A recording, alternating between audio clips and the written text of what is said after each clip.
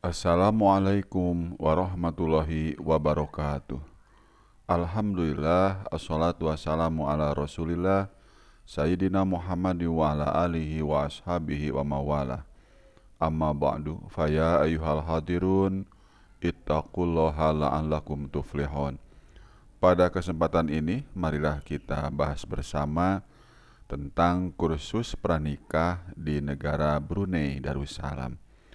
Baik teman-teman mahasiswa, para santri dan saudara-saudaraku, negara Brunei Darussalam merupakan negara tetangga kita yang masih berumpun Melayu dan mayoritas masyarakatnya berpegang kepada madhab Syafi'i. Brunei terus-menerus melakukan pembaharuan hukum, seperti pada tahun 1912, Majelis Masyuarat Negeri telah memproklamirkan keberlakuan undang-undang agama Islam yang dikenal dengan Muhammadan's Marriage and Divorce Enactment. Pada tahun 1955, Undang-Undang Majelis Agama, Adat Negeri, dan Mahkamah Kadi. Setelah tahun itu, Undang-Undang Brunei terus mengalami amandemen, yaitu mulai tahun 1957, 1960, 1961, dan 1967. Ini dikutip dari kutipan Abdurrahman Adi Saputra, Sejarah Keberlakuan Hukum Islam dan Tinjauan Hukum Keluarga di Brunei Darussalam. Juga dalam Tahir Muhammad, Personal Law in Islamic Countries, History Text and Comparative Analysis, New Delhi Academy of Law and Religion 1978, halaman 198-199.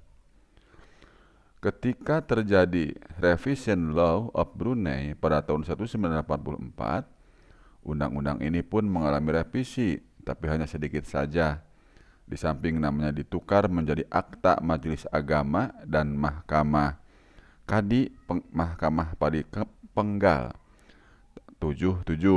Nah, ini dikutip dari kutipan Abdurrahman Adi Saputra, Sejarah Keberlakuan Hukum Islam dan Tinjauan Hukum Keluarga di Brunei Darussalam, Haji Salim bin Haji Besar, Pelaksanaan Undang-Undang Keluarga Islam di Negara Brunei Darussalam dan Permasalahannya dalam Mimbar Hukum, halaman 9-10.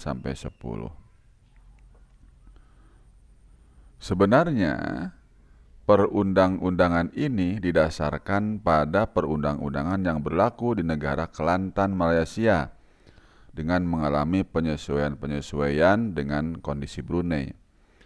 Peraturan ini terdiri dari pendahuluan, bagian 1 pasal 1-4, Majelis Ugama Islam, bagian 2 pasal 5-44, Mahkamah Syariah, bagian 3 pasal 45-96, Masalah Keuangan, bagian 4 pasal 97-122,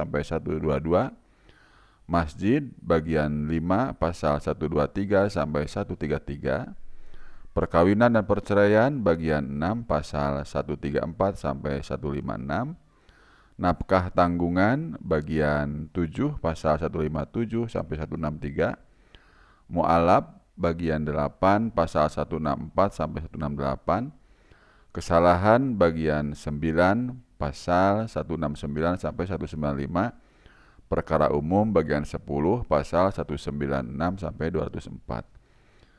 Terkait dengan kursus pranikah, Brunei tidak mencantumkan hal tersebut ke dalam peraturan undang-undang, melainkan menjadi kebijakan atau peraturan yang dibuat oleh pejabat negara yang berwenang dalam bagian perkawinan.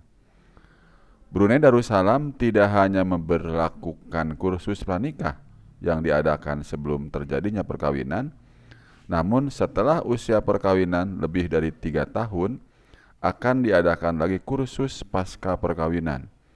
Kebijakan ini dilakukan sebagai kesinambungan dari program pranikah dengan tujuan menguatkan dan meningkatkan kesejahteraan dan keharmonisan rumah tangga agar tercipta keluarga sakinah, mawadah, dan rahmah. Ini dikutip pada tanggal 20 Oktober 2015.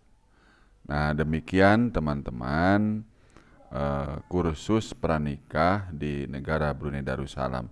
Semoga bermanfaat. Wassalamualaikum warahmatullahi wabarakatuh.